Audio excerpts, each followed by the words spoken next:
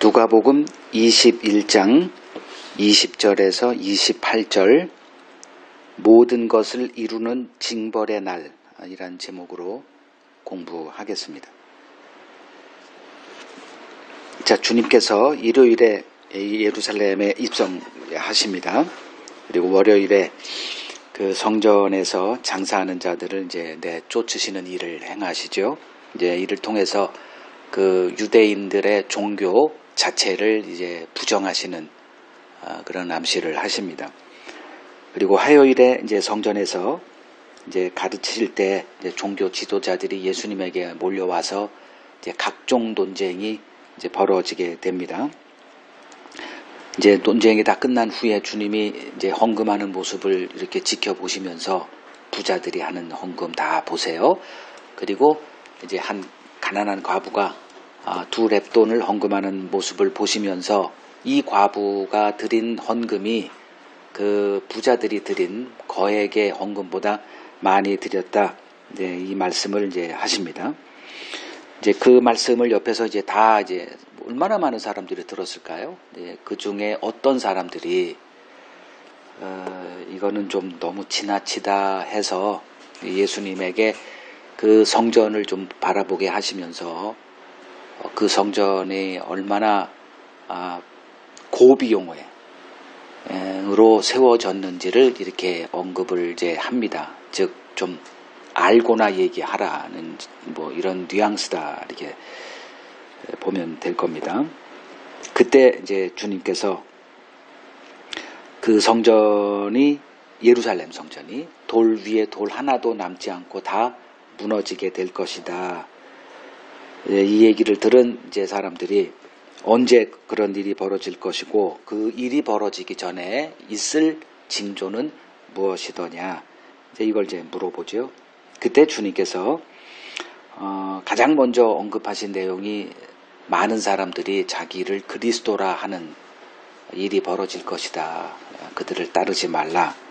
그리고 뭐 난리와 기근, 뭐 전쟁들이 끊임없이 벌어지게 될 것이다. 그리고 가장 중요한 거, 뭐 난리가 벌어지든 기근이 벌어지든 전쟁이 끊임없이 벌어지든 세상 사람들은 그걸 해석할 능력이 없습니다. 그 요점은 제가 이렇게 말씀드렸죠. 하나님을 배격한 이 세상은 평안이 있을 수 없다. 그거는 뭐 성경에서 끊임없이 이렇게 관통하고 있는 주제이기도 하고요. 가장 중요한 그 징조라 할 수 있는 것이 이제 우리들에게 하시는 말씀이에요, 다. 뭐 세상에 주님이 무슨 얘기했다고 관심이나 두던가요?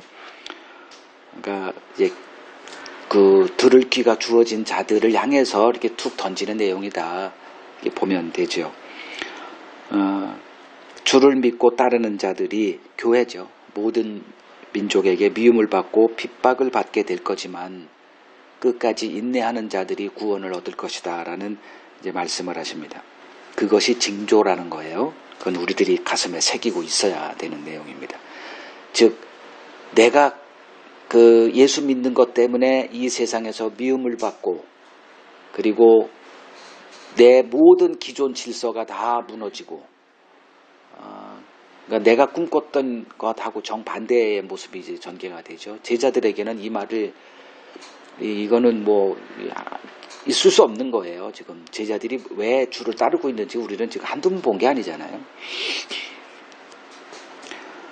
이제 오늘 이제 그 종말에 관한 내용이 이제 또 후속 달아 보시면 돼요. 그리고 다음 주에 또 볼 것은 이제 마지막 우리가 세 파트로 나눠서 볼 건데 오늘은 중간 그리고 다음 주에 볼 것이 이제 마지막 종말에 관한 교훈이 되겠습니다.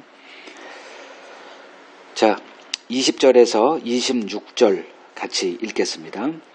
너희가 예루살렘이 군대들에게 에워싸이는 것을 보거든 그 멸망이 가까운 줄을 알라. 그때에 유대에 있는 자들은 산으로 도망갈 것이며 성내에 있는 자들은 나갈 것이며 촌에 있는 자들은 그리로 들어가지 말지어다. 이 날들은 기록된 모든 것을 이루는 징벌의 날이니라.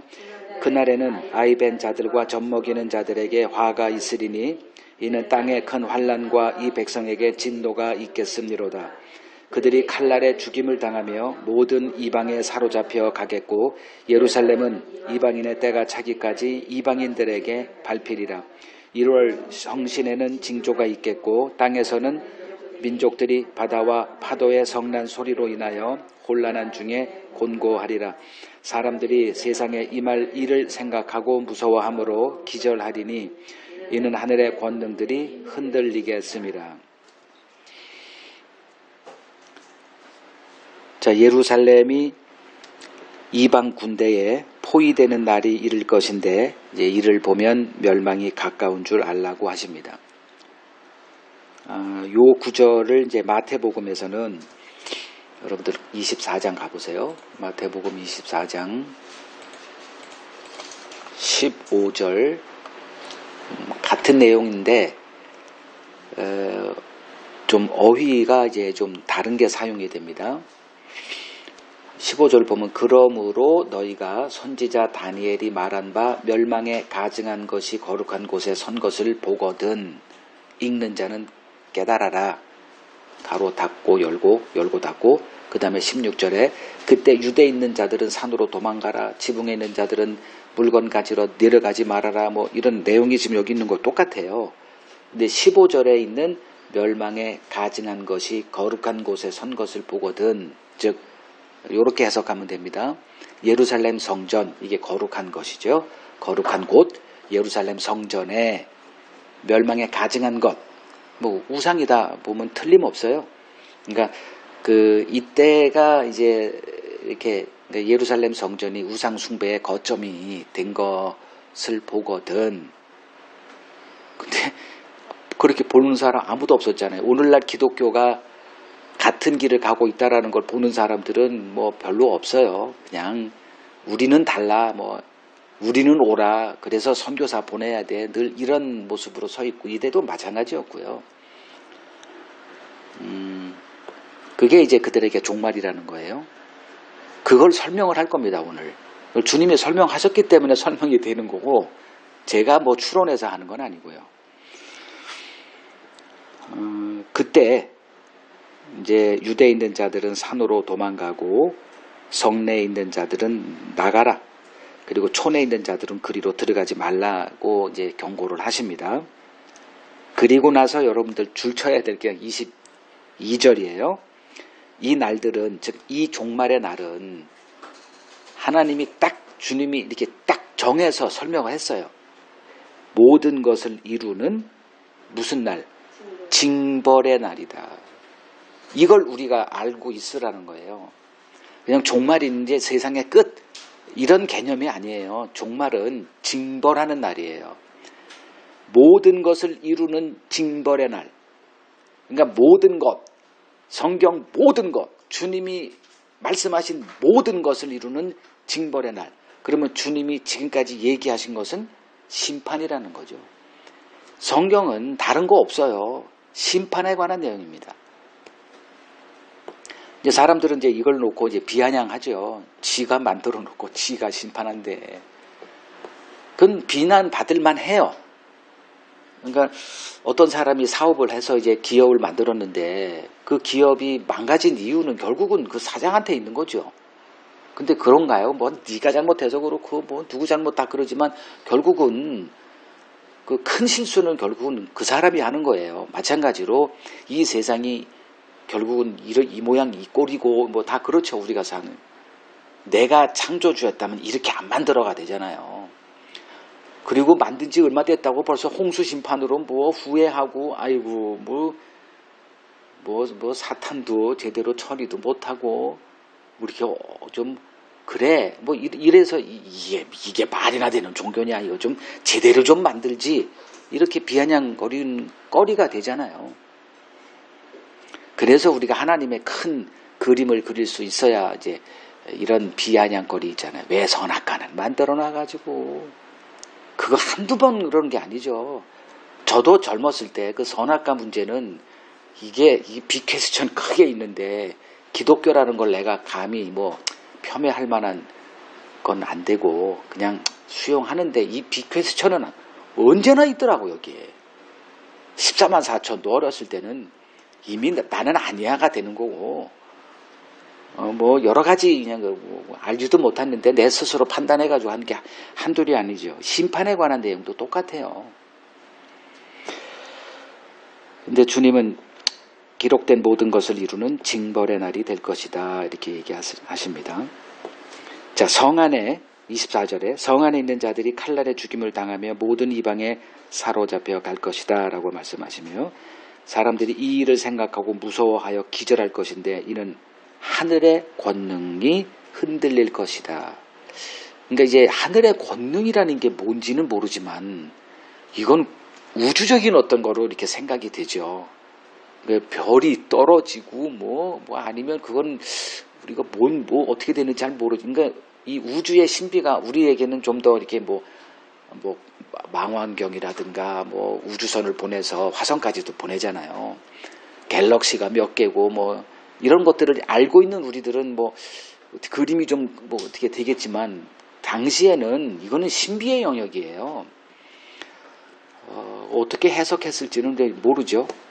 근데 지금 우리가 그 과학에 좀 발달이 돼서 우주가 어떤지 뭐 좀 그림을 그린다고 해도 하늘의 권능이라는 게 뭔 뜻인지는 몰라요. 그냥 막연하게 전 우주적인 그 케이오스, 그러니까 뭐 그 베드로후서 3장에 나와 있는 마지막 종말의 때에 체질이 변하고 완전히 뭐 그냥 천지개벽이 되는 이 정도로 이제 생각을 하죠. 이제 그것을 보고 하늘이 뭐 어떻게 되고 우리가 경험해 보지 못한 그 종말, 그 아마겟돈이라고 하는 또 단어까지 써가면서 그게 뭔지는 우리가 다 이제 계시록을 통해서 이제 살펴봤던 것들이고요. 자, 이제 해석을 하겠습니다. 이제 제일 끝에 있는 26절에 있는 그 하늘의 권능이라는 그 단어가 뭘 뜻하는 거냐. 하늘의 권능들이라면은 뭐 성경에서 다 답을 다 줬어요. 해와 달과 별들입니다. 근데 이 해, 달, 별이 뭘 지칭하는지는 구약을 좀 공부하신 분들은 딱 지목이 가능해요. 뭐죠?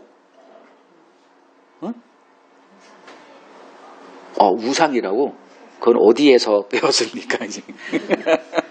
자, 37장, 창세기 37장 9절에 보면 요셉이 다시 꿈을 꾸고 그 형들에게 이제 말하여 이르되 내가 꿈을 꾼즉 또 꿈을 꾼즉 뭐가 나와요?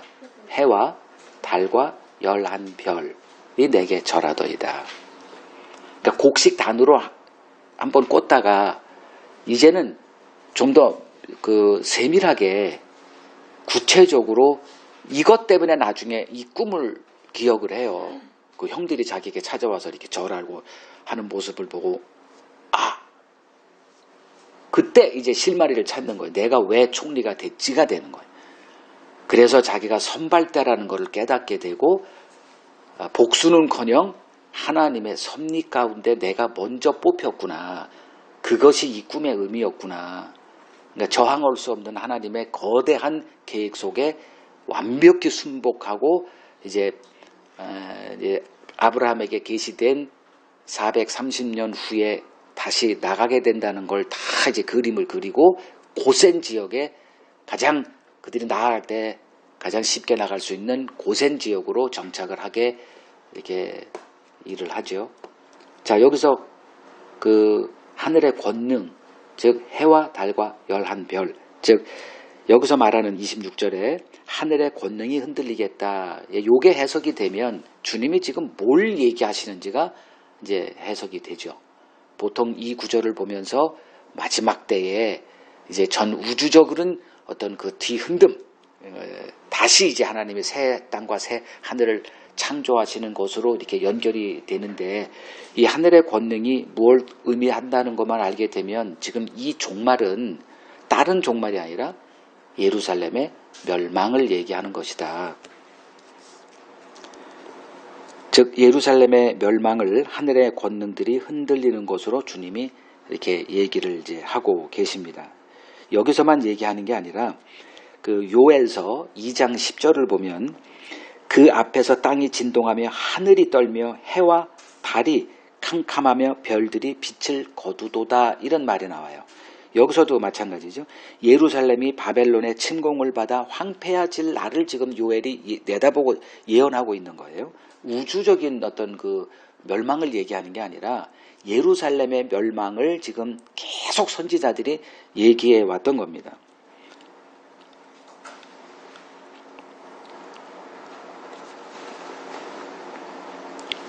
지금 주님이 말씀하시는 종말은 예루살렘의 종말에 관한 얘기를 하고 계시다. 그렇다면 예루살렘, 그리고 예루살렘이 무너지고 황폐하게 된다는 것은 예루살렘 성전의 무너짐을 얘기하는 거예요. 그들이 자기들은 안 망해 라고 이렇게 주장했던 이유는 예루살렘 성전 때문이거든요. 그거는 이스라엘 1500년의 역사 속에서 자기들이 그 생명보다 귀한 지식이었어요. 성막이 있는 한 하나님이 우리와 함께 하십니다. 그건 입증된 거예요. 성막으로 뭐 어떻게 됐어? 요단강을 건넜고 여리고를 성막을 앞세워서 했고, 성막이 있는 한, 즉 그거보다 나중에 이제 큰 정착하고 나서는 성막이 없어지고 이제 성전 개념이 됐죠. 성전이 있는 한 우리는 안 망해. 이게 그들의 하나의 종교 상식이 된 거예요. 고정관념화된 겁니다. 이제 그것을 주님이 깨트리는 거죠. 그렇게 성경을 기록을 해 놓으셨어요. 그러니까 착각 속에 살지 말아라. 이스라엘이란 나라는 한시적으로 등장한 나라였고, 그들을 통해서 이제 성경이 쓰여졌고요. 그 교훈이 잣대가 돼서 우리들에게 교훈으로 남아 있는 겁니다. 그러면 하나님이 예루살렘 성전을 황폐케 하시는 이유가 뭘까? 그게 이제 22절에 나오죠. 기록된 모든 것을 이루는 징벌의 날. 그러니까 예루살렘의 무너짐과 징벌이 연결되어 있는 거예요. 그러니까 유대인들, 북이스라엘 남유다, 그리고 이제 북이스라엘이 무너지고 남쪽 유다만 남았을 때 수많은 전쟁이 끊임없이 벌어집니다. 그때마다 이제 유대인들이 북이스라엘 사람들이든 남유대인들이든 그 전쟁 속에서 그 승리할 때도 있고 패할 때도 있는데, 패했을 때는 하나님이 떠났을 때예요. 그리고 이겼을 때는 하나님이 함께 했을 때였습니다. 이제 이겼을 때만 기억하면 이제 곤란하죠. 그러니까 패할 때도 있어요. 예를 들면 그 사무엘상 4장에 법궤를 가져왔는데도 졌거든. 그럼 법궤가 꼭 승리의 보장이라는 것이 또 아니에요. 그러니까 여호수아에게 가나안에 들어가면 내가 이 땅을 그냥 네가 밟는 데다 갖게 해줄게. 내가 너와 함께 한다. 근데 아이성은 패했거든. 그러니까 패함이 하나님이 떠났다는 거냐? 그게 또 아니에요. 하나님이 떠난 것도 함께함의 그 일환이라는 거죠. 그러니까 우리는 어떤 공식을 갖고 자꾸 하나님을 섬기고 그걸 대입시켜서 뭘 하려고 하는데 그게 아니더라. 그래서 하나님이 이런저런 방식으로 이제 하나님을 이제 가르치셨는데, 이들이 지금 예루살렘 성이 있으니, 성전이 있으니 우리는 안 망해. 이거를 이제 없애버리겠다는 거예요. 그 공식이 틀렸다는 거예요. 하나님은 공식으로 섬기는 분이 아니더라. 하나님을 알아야 되지. 어떤 하나님이 하시는 몇 가지를 배워서 이거대로 원칙, 규율 이런 거로 하는 게 아니더라. 하나님을 배워라. 그러니까 이 징벌의 원인이에요. 징벌의 교훈. 자, 징벌이라는 거는 하나님이 심판하실 때 그냥 마구잡이로 심판하는 법은 없어요. 왜냐하면 교훈을 줘야 되기 때문에. 근데 우리들이 알고 있는 그 신화들 있잖아요. 그리스 로마 신화들. 거기에는 교훈이 없어요. 원칙이 없어요. 그래서 하나님이 반드시 심판하기 전에는 심판의 그 전조가 있어요. 그게 선지자들을 보내서 그 심판이 있기 전에 경고를 하십니다. 그 황폐함은 결국은 그 경고를 무시한 결과다. 이게 징벌이라는 거예요.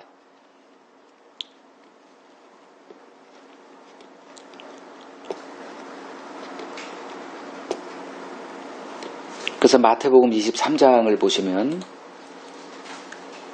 예루살렘 성이 황폐케 되는 이유에 대해서 아주 정확하게 예수님이 이제 설명을 하세요.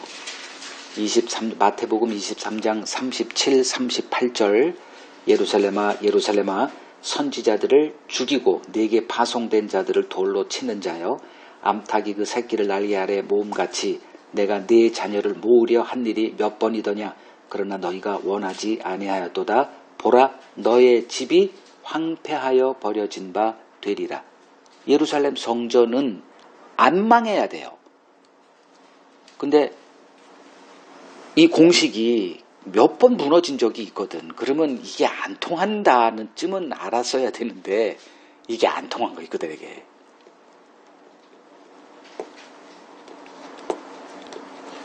그 신명기 언약의 이제 신명기 4장을 가보세요. 신명기 4장 23절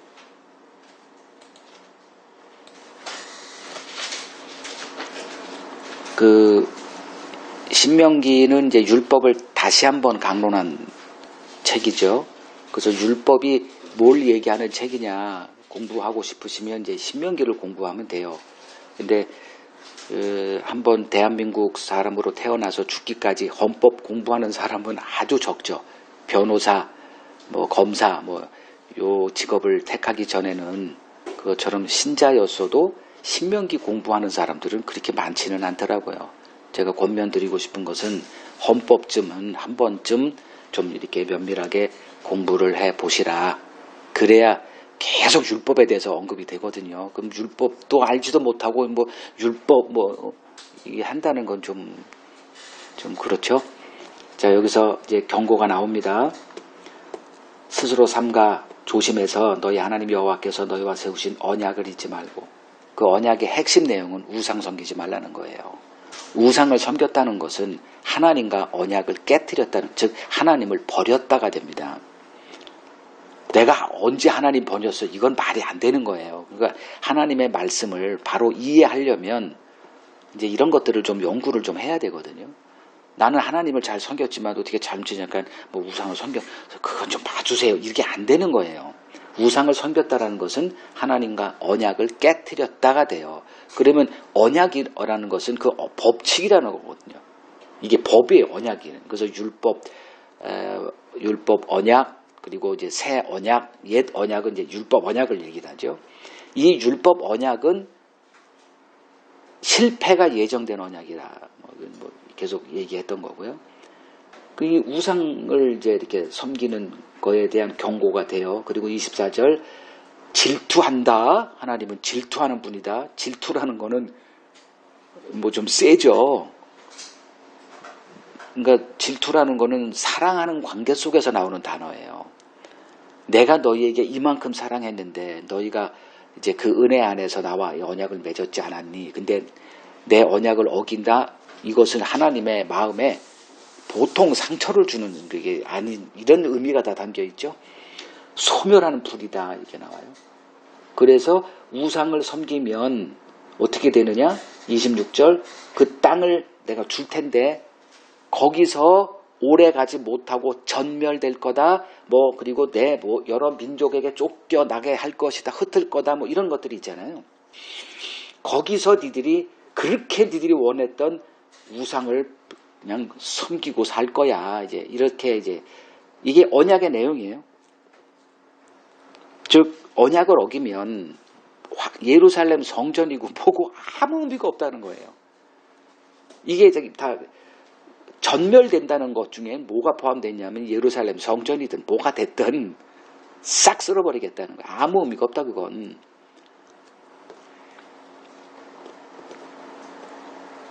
그래서 이제 마태복음 아까 했던 멸망에 가증한 것, 즉 예루살렘 성전이 하나님의 언약을 지키는 수호자 역할을 해야 되는데 그게 아니고 오히려 우상의 본거지가 됐다면 이게 오늘날 한국 교회 그대로 벌어지고 있지 않습니까?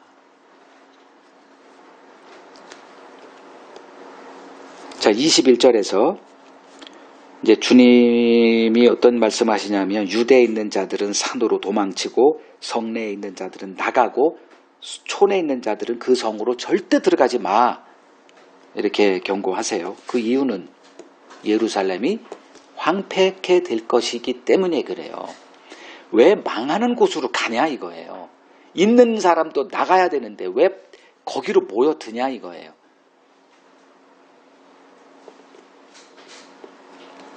그래서 오늘날 이제 이 교회라고 하는 이 명칭 어휘가 다 이제 바뀌어 버렸는데, 오늘날 교회에서 이렇게 사람들이 이제 자꾸 전도를 하니까 이제 모여들잖아요. 있는 사람 뭐 좀 돈 얘기 많이 하면 떠나기도 하고, 뭐 목사가 뭐 성추행하면 또 아이씨 뭐 이러냐 해가지고 교회 떠나는 그런 거 제외하고, 이제 교회에 이렇게 붙어 있는 사람들에게 하는 얘기랑 똑같은 겁니다. 나오세요. 교회에 있지 말고. 이 얘기를 하는 거예요, 주님이. 이 얘기를 하면 이제 기독교라고 하는 그 교단, 그 힘 있는 교단에서는 이런 목사들을 제명을 해야 돼요. 그거는 마땅한 거고요. 근데 저는 지금 나오라고 하는 거죠. 왜냐하면 이미 그 우상 숭배의 본거지가 돼버렸는데 거기 뭐하러 붙어 있고 거기를 또 뭐하러 전도돼서 갑니까? 나오는 게 구원이고, 그러니까 나온다는 거는 뭘 알아야 나오는 거죠. 그러니까 돈 많이 얘기하니까 나온다는 이런 거 아니고,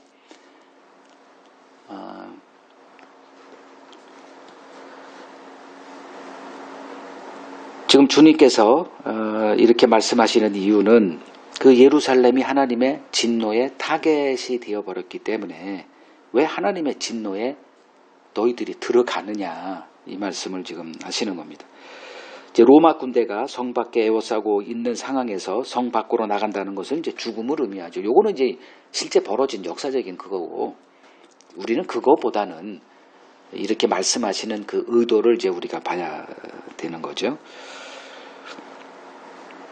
이제 이러한 경고가 유대인들에게는 이제 하나도 먹히지 않았죠. 그래서 그대로 이제 예루살렘에 머물러 있었고, 그 이유는 예루살렘 성전이 예수가 말했다고 해서 무너지더냐 그거예요. 어떤 자가 이건 멸망할 거야, 황폐케 될 거야, 그렇다고 그게 멸망되더냐, 이렇게 자신만만했던 거죠. 그러나 예루살렘 성전이 무너진 것은 이미 500년 전에 한번 그런 일이 있었죠. 그 예레미야 선지자가 그 성전 앞에 하나님이 시키는 거예요. 예루살렘 그 성전에 예배 드리러 가는 길목에 서서 외쳐라.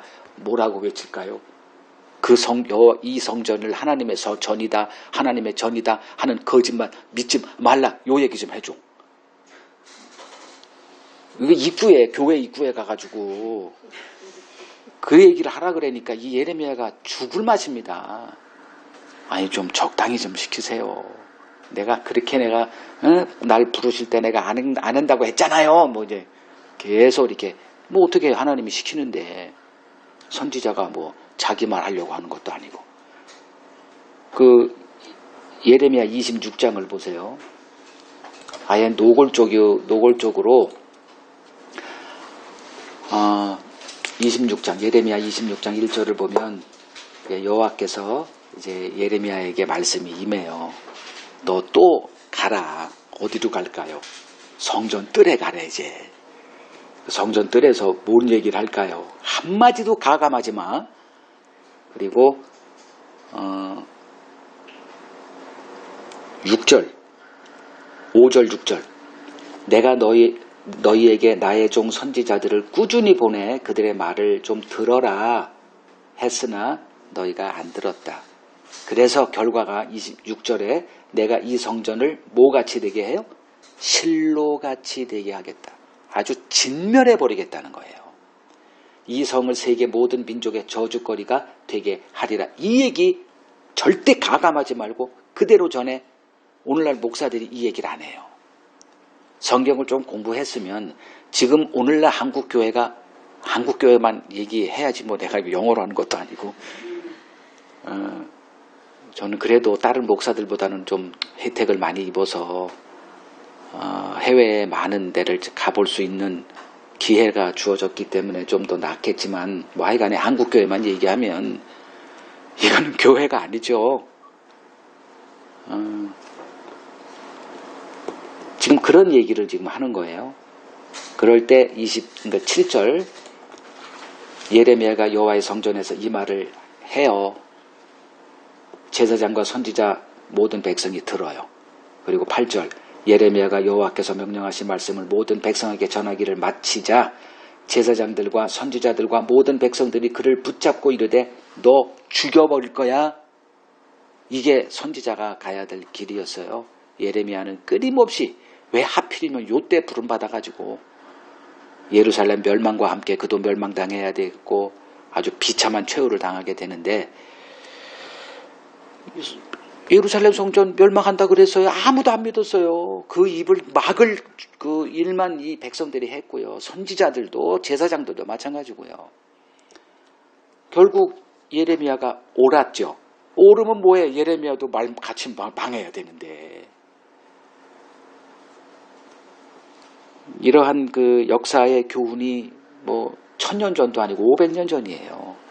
그리고 이제 다시 그 전 세계로 흩어졌죠. 바벨론으로 갔다가 다시 돌아와서 또 그 허접한 성전 세우고 그 성전 바라보고 막 울었잖아요.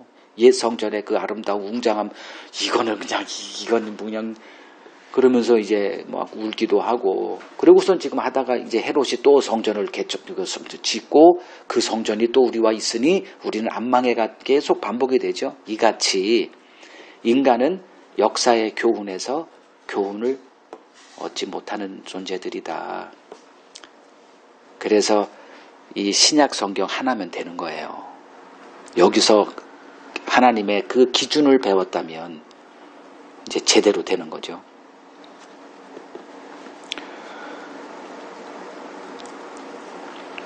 그러니까 유대인들에게 벌어졌던 종말이 계속 있었어요. 남유다, 북이스라엘의 종말, 남유다의 종말, 그리고 예수님 당시 유대인들의 종말. 이제 이러한 종말에 이제 남긴 교훈들을 우리가 쭉 보면서 그들이 꿈꿨던, 즉 우리들이 지금 꿈꾸고 있는 종말은 우리의 그 원함대로 벌어지지 않겠구나 라고 하는 것들은 좀 우리가 이렇게 마음에 새기고 있어야 됩니다. 그러면 그 종말은 어떤 종말일까? 다른 각도에서 여태껏 교회에서 들었던 그런 거 말고 다른 각도에서 재조명이 필요하다고 저는 생각을 합니다. 종말은 지금 여기서 주님이 말씀하셨듯 이대로 벌어질 건데 징벌의 날임을 기억하십시오. 징벌이라는 거는 경고가 무시될 때 이제 벌어지는 일이다. 주님은 끊임없이 경고하십니다.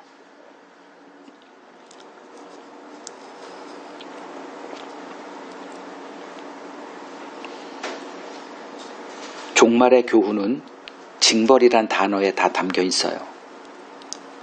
세상은 종말 자체도 알지 못하고 있어요. 그 사람들에게 하는 얘기가 아니에요. 우리들에게 주어지는 겁니다. 종말은 지금 나를 주님의 부르심 안에 서게 하는 역할을 해요. 종말을 잊어버리면 내 삶의 그 방향도 잃어버리고요. 시간 낭비의 삶을 살게 합니다. 많은 사람들이 이제 뭐 교회 생활 하면서 대충 알아요.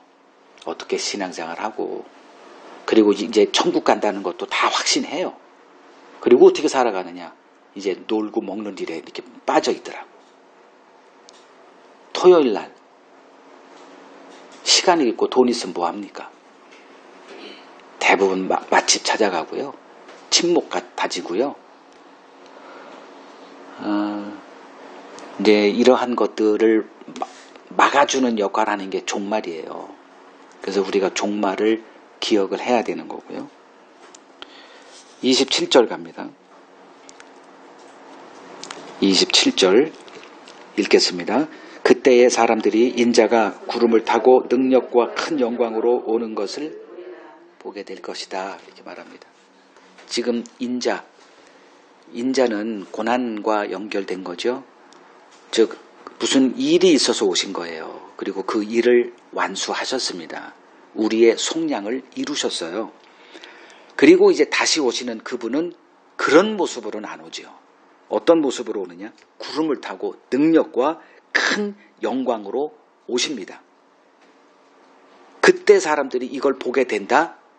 그러면 재림 때를 얘기하는 거냐? 이제 보통 이렇게 얘기를 해요. 재림 때 이런 일이 벌어질 거예요. 근데 이 말이 지금 그때를 얘기하는 거냐는 좀 더 우리가 숙고를 해야 된다는 거죠. 자, 그때란 이제 하나님의 최종 경고인 예수를 거부한 예루살렘이 하나님의 징벌을 받고 황폐하게 될 때를 말해요. 그때에 그 황폐됨, 그 시간대에 이제 벌어질 일을 지금 주님이 얘기하시는 거예요. 그때 사람들이 영광 중에 임하시는 인자를 보게 될 것이다 이렇게 얘기합니다. 언제 이런 일이 벌어졌대? 응? 아닌데? 라고 얘기해도 맞아요. 그거는 이제 그 육의 관점에서는 그런 일이 안 벌어졌죠. 근데 영의 관점으로 보면은 이런 일은 벌어졌거든요. 언제 벌어졌느냐? 성령이 교회에 임했어요. 그리고 성령으로 이제 교회가 또 교회를 또 만들어 나갑니다. 그 성령이 그 베드로에게 임했고 베드로가 성령 충만하여 입을 열어 복음을 전할 때 그때 하나님이 판을 다 깔아놨거든. 해외 이렇게 그 디아스포라 아까 그 뭐 알리아 운동 그게 여기서 벌어진 거잖아요. 그 경건한 유대인들이 오순절 절기 때는 와야 되거든. 그래서 경건함이 붙은 거예요. 아주 하나님 말씀에 그 열심인 자들 이게 경건한 뜻이에요. 그들이 예루살렘에 이렇게 와 있을 때 성령이 임했고 베드로가 성령 충만하여 그 십자가에 못 박힌 예수를 그리고 그의 부활을 증거하죠.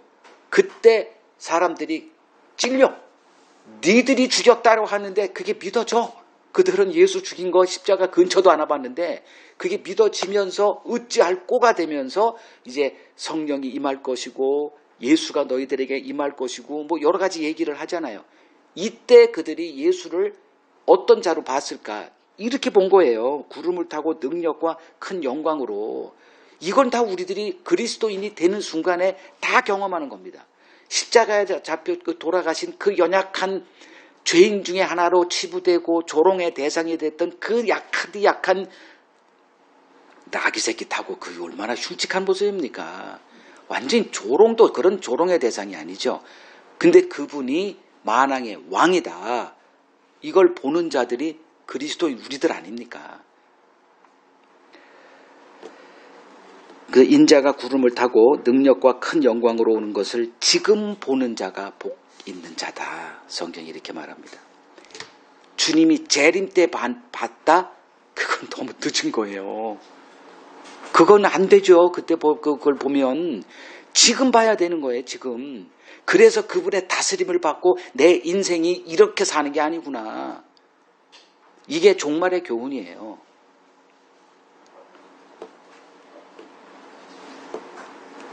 세상은 하나님의 일에 1도 관심 없어요. 사람들의 관심은 딱 하나, 잘 먹고 잘 사는 거 하나밖에 없습니다. 예수를 따랐던 제자들 역시 하나님의 일에 1도 관심 없습니다. 마태복음 16장 보죠. 하나님의 일은 우리를 속량하여 하나님의 나라를 완성하는 겁니다. 나라라고 할 때는 백성이 있었고요. 백성, 그리고 영토가 있고 그리고 그 나라를 다스리는 경영하는 법이 있습니다. 이것을 지금 이루어 가시는 거예요. 또 백성이 없는 나라가 어디 있습니까? 왕만 있는 나라는 나라가 아니죠. 내가 지금 어디를 찾자 그랬죠? 어디요? 아, 내가 말해놓고 내가 잊어먹었어. 마태복음 16장 보세요. 21절.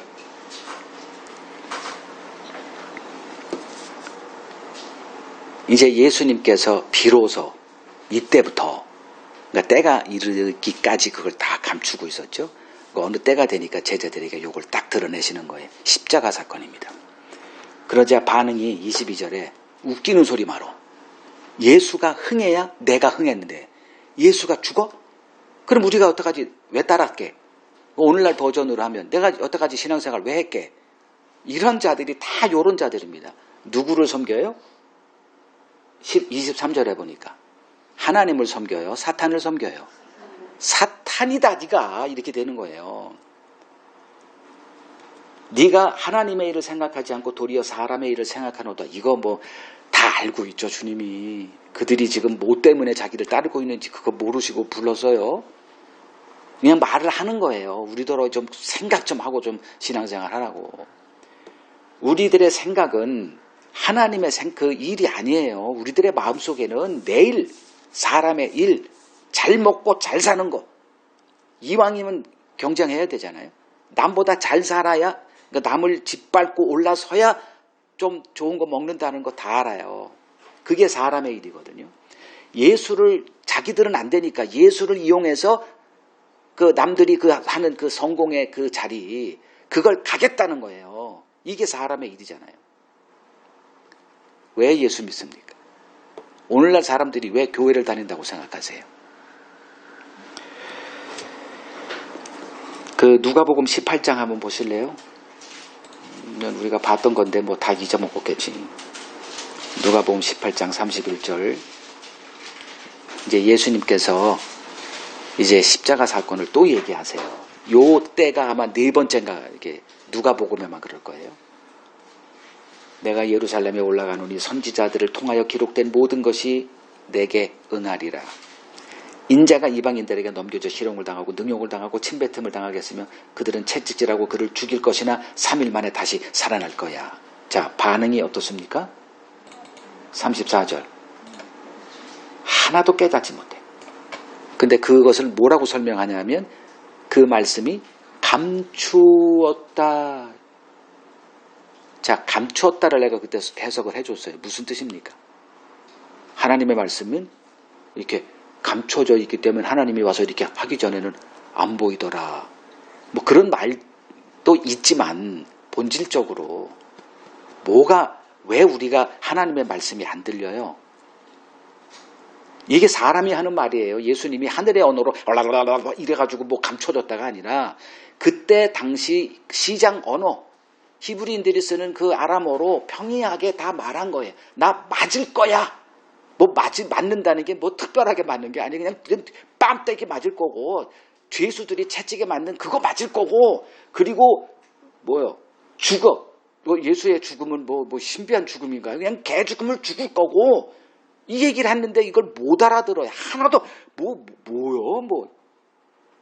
즉 하나도 와 닿지 않고 없어졌더라. 이제 왜죠?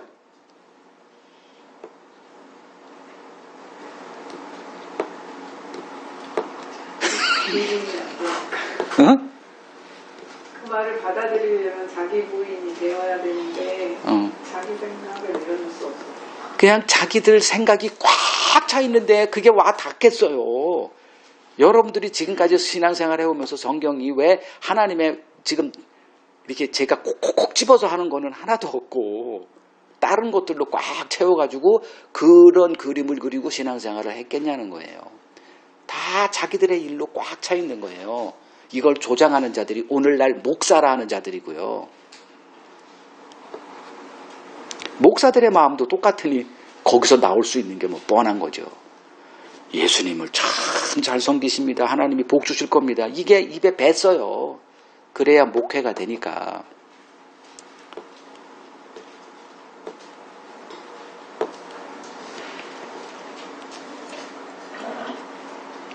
자, 하나님은 이러한 우리의 눈을 열어서 이제 하나님의 일에 이렇게 초대를 하십니다. 그래서 우리가 성경을 볼 때 내 일이 있고 하나님의 일이 있다는 것은 볼 수 있어야 됩니다. 그래서 하나님의 일을 찾아내는 게 성경 공부예요. 하나님이 어떤 계획을 하셨지? 아들을 보냈다? 뭐 인간을 육으로 창조했다? 왜 했대? 선악과는 왜 했대? 하나님의 관점으로 그걸 볼 수 있도록 하는 것이 성경 공부예요. 그래서 죄는 무엇이고 하나님의 관점에서 죄. 이걸 인간의 관점으로 죄를 해석했더니만 세상에 죄라는 개념 없는 나라가 어디 있습니까? 불교에서도 죄라는 것은 뭐가 어떻고 저떻고 다 얘기를 해요. 하나님이 죄가 뭘로 가르쳤더냐? 선악과로 가르쳤어요. 관심 없죠. 그런 거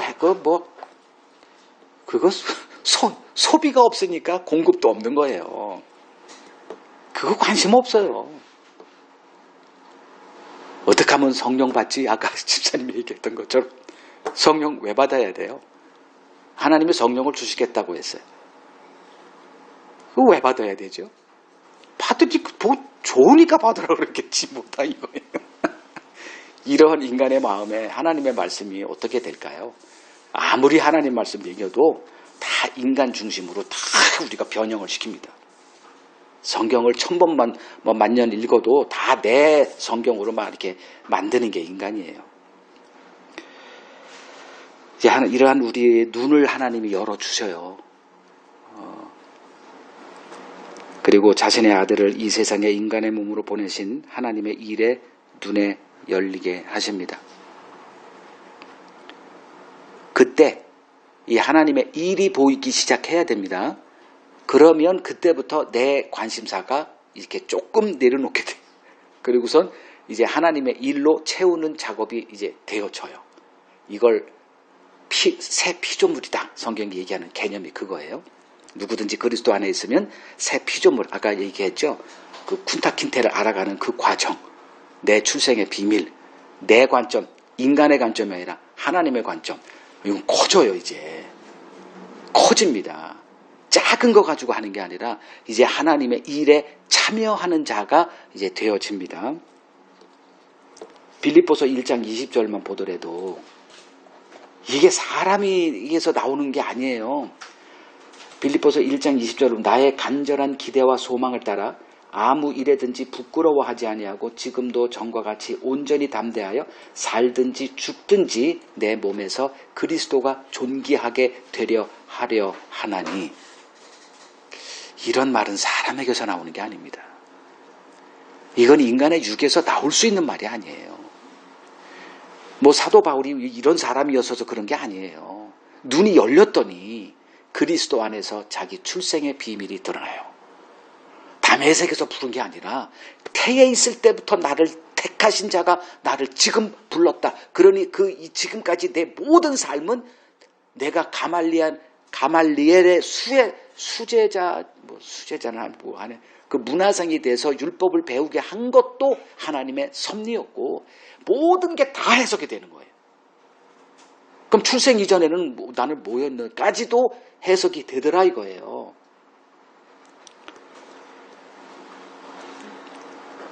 이스라엘은 하나님의 증인으로 부름받았습니다. 그 사명이 있어요. 근데 사명이 이건 보고 없죠. 어떻게 하면 남들보다 더 강한 번영하는 나라, 개인으로 따지면 좀 더 부자, 좀 더 내 이름이 사람들이 알아주는 그런 사람, 뭐 다 거기에다 관심을 뒀지 하나님의 증인으로 부름받았다는 것은 성경에 명백하게 있음에도 뭔 뜻인지도 몰라요. 남아있지도 않죠. 이러한 하나님의 부르심은 그들에게 철저히 외면당했습니다. 그 결과 징벌은 피할 수가 없었던 것입니다. 교회 적용하죠. 교회는 우리가 만들었다면 뭐 우리가 멋대로 뭐 이렇게 정관 만들고 뭐 어떻게 해서 알콩달콩 재밌게 할 수 있어요. 교회는 누가 세웠어요? 주님이 세웠습니다. 내가 이 반석 위에 내 교회를 세우겠다. 그러면 주님이 세우신 분에 그 뜻이 있는 거예요. 나를 좀 증거해 달라 해요. 근데 온통 목사 증거하다가 우리 목사님 뭐 이렇게 흥분하면 내가 센 단어가 나와서 물 좀 마시겠습니다.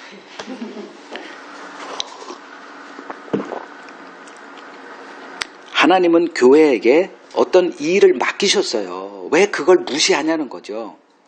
안 무시했대. 성경 중심으로 살고 있고 전도하고 있대요. 전도하고 다 좋아. 그걸 뭐라 그러는 게 아니에요.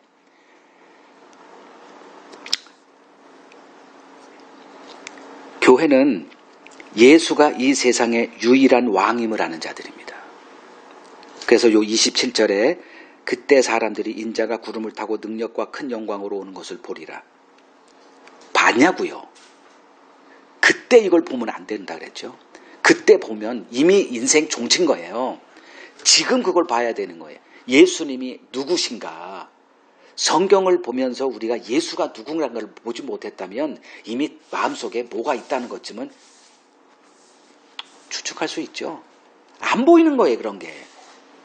그냥 예수는 그 신밧드에서 이거 비비면 나와서 3가지 내 소원을 들어주는 분에 불과해요. 자, 왕의 말을 거역하면 왕의 진노가 임합니다. 우리에게 임한 것은 큰 구원이라고 히브리서 2장에 그 큰 구원을 등한히 여기면 어찌 보응을 피하리요. 이 엄중함이 있거든요. 근데 왕이라는 개념이 아니에요. 예수는 친구예요, 그냥.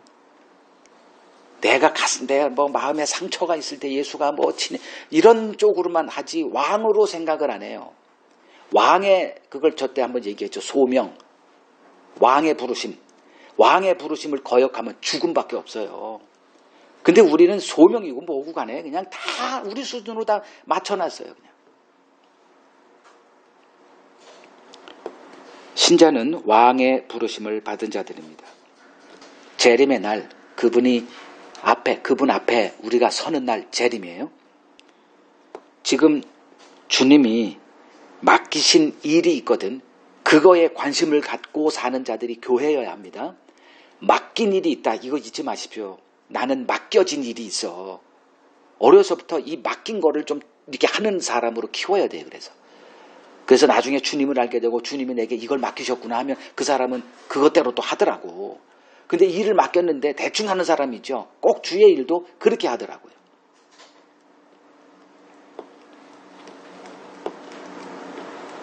그분 앞에 서는 날, 그걸 바라보고 사는 자들이 성령 받은 자들입니다. 왜? 성령이 그 생각을 하게 하니까.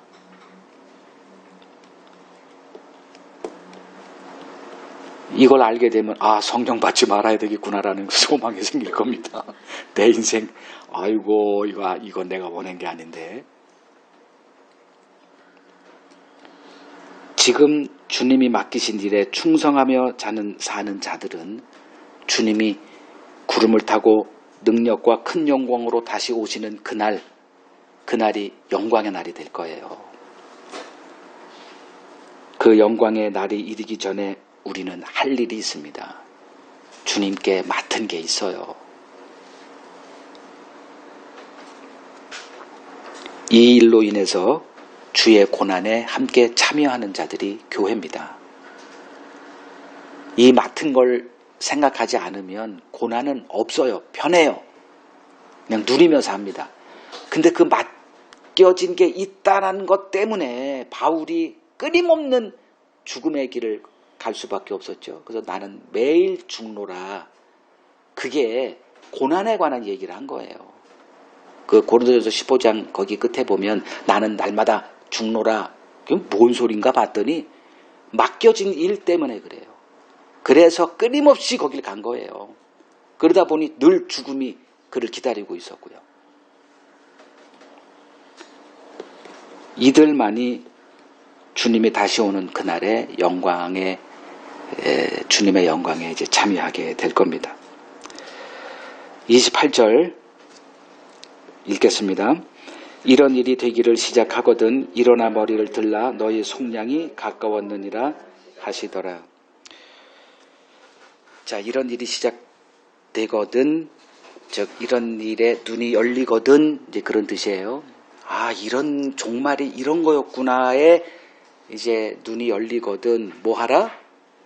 일어나 머리를 들어라 이렇게 됩니다. 자, 머리를 들라 이 얘기는 머리를 지금 뭐 하고 있다? 우리는 이 땅을 바라보고 있다가 되는 거예요. 이게 종말이 내 마음에 살아 역사하거든. 그날이 무슨 날이다라는 것을 이제 알게 되거든. 징벌의 날이라는 걸 알게 되거든. 징벌이라는 거는 경고가 주어졌고 끊임없이 너 이걸 내가 맡겼다. 누가 맡겼느냐? 왕이 맡긴 거다. 소홀히 생각하지 말아라. 세상에 마음 뺏기지 말아라. 이제 이런 것들이 다 이제 포함된 거예요. 그게 이제 자꾸 우리가 이제 이렇게 떠오르는 거죠. 내 관심사로 살아왔던 우리가 이 세상 삶에 길들여져 있는 우리들의 행복을 위해서 하루하루 살아가고 있는 우리들에게 이게 자꾸 이게 귀찮은 게 이게 다가오거든요. 성경을 보면 뭐가 보입니까? 내가 너한테 맡긴 게 이거다가 보여야 되는 거예요. 괜히 열었네. 그렇잖아요. 괜히 열었네. 장님이는 안 돼. 그게 우리들이에요. 누가 남의 맡긴 걸 합니까? 내 거 그거 죽겠는데. 근데 주님이 뚝뚝뚝 두들겨. 그래서 그니 뭐 소리가 나니 열어봤더니 또 내가 맡긴 거 이거 하고 있냐? 에이씨. 자꾸 지금 그러잖아요. 내가 너한테 맡긴 거 또 이게 왜 자꾸 내가 습관적으로 열어. 이게 교회를 다니기 시작하면서. 성경은 내가 뭐 알아? 이 말씀은 뭐 알아들어 그냥. 이렇게 되잖아요. 이런 일이 되기를 시작하거든 뭐하라? 일어나 머리를 들라 해. 머리를 들어라. 머리를 들어라는 거는 하늘 것을 위에 있는 것을 찾아라 해요. 위에서 뭐가 있어? 그리스도가 계세요. 그리스도의 음성 좀 들어. 내가 너희에게 맡긴 것 좀 들어. 그것 좀 생각하고 살아. 너희의 속량이 가까웠다. 재림이 가까웠다. 종말이 가까웠다. 뭘 생각하고 사니? 뭐에 관심을 갖고 사니? 뭘 바라보고 사니? 넌 누구의 음성을 듣고 사니? 우리는 종말의 자리에서 한순간도 벗어나면 안 됩니다. 왜냐하면 그게 나를 붙잡고 있어요. 나를 붙잡는 게 바로 종말이에요. 종말을 잊어버리면 흐트러집니다. 흘러 떠내려가요. 얼마나 쉽게 흘러 떠내려가는지 모릅니다. 이 세상의 유혹거리는요. 차고 넘쳐요. 그거 우리 힘으로 이길 수가 없어요. 그래서 종말의 자리에 서 있게 해달라고 끊임없이 우리가 기도해야 되고요. 성령 받기를 위해서 기도해야 되고요. 성령 충만을 위해서 기도해야 되고요. 성경을 손에서 떼지 않게 노력해야 되는 거예요. 이게 우리 노력으로 되는 건 아니지만 주님은 착한 일을 이미 시작하셨습니다. 주님의 고집을 우리는 이길 수 없어요. 그분이 끊임없이 우리 문을 두드릴 것이고 또 한눈 팔고 또 흘러 떠내려갈 때 또 붙들어 나와 같이 가자. 그날 생각해라. 나도 그 길 갔다. 나도 그게 얼마나 힘든지 안다. 내 자신을 부인하는 게 얼마나 힘들었으면 3번 내가 아버지께 이 잔 좀 돌려달라고 내가 피 흘리면서 내가 기도했다. 알아. 네 마음 알아.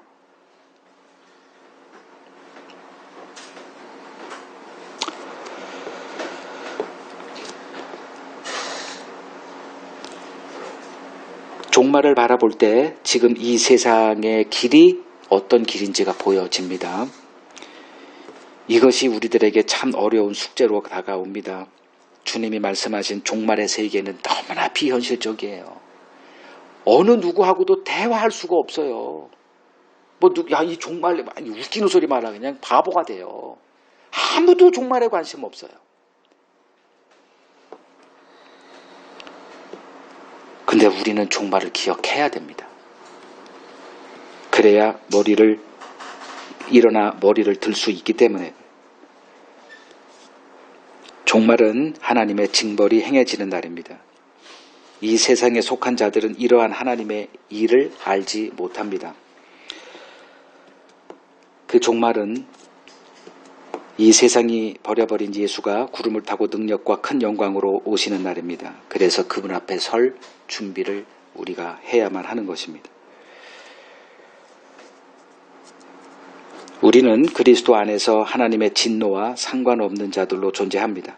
그러나 우리가 세상을 벗할 때 하나님의 진노는 더 크게 우리에게 다가온다는 사실을 명심해야 합니다. 하나님의 부르심을 외면하고 여인에게 마음이 뺏겨 살았던 삼손의 종말을 우리가 기억해야 합니다. 하나님의 진노가 부어질 종말의 날에 가장 중요한 것은 그리스도에게 속한 자로 서 있느냐, 이 한 가지입니다. 신자들은 그 한 가지를 기억하고 사는 자들이에요. 노아가 방주를 지을 때 그 방주는 그의 120년 동안의 삶에 단 한 번의 유익도 주지 않았어요. 그 마지막 날 단 한 번 써먹는 게 믿음입니다. 그래서 주님이 우리를 인내케 해주겠다 약속하십니다. 주님이 맡기신 일 잊지 않기를 바랍니다. 우리들 마음속에 주님이 나에게 맡긴 그 달란트가 기록이 돼 있어야 돼요. 안 하면 좋죠. 땅에 묻어두면 편해요. 뭘 이렇게 부탁을 받고 참 이게 거북스러워요. 부담스럽습니다. 그 부담이 우리의 생명인 줄 아시고 주님이 맡기신 그 주님의 마음, 그걸 기억하고 내게 맡기셨으니, 야, 하나님이 참 얼마나 고마운가, 이런 생각을 하시며 주님의 재림을 잘 준비하시길 주의 이름으로 바랍니다.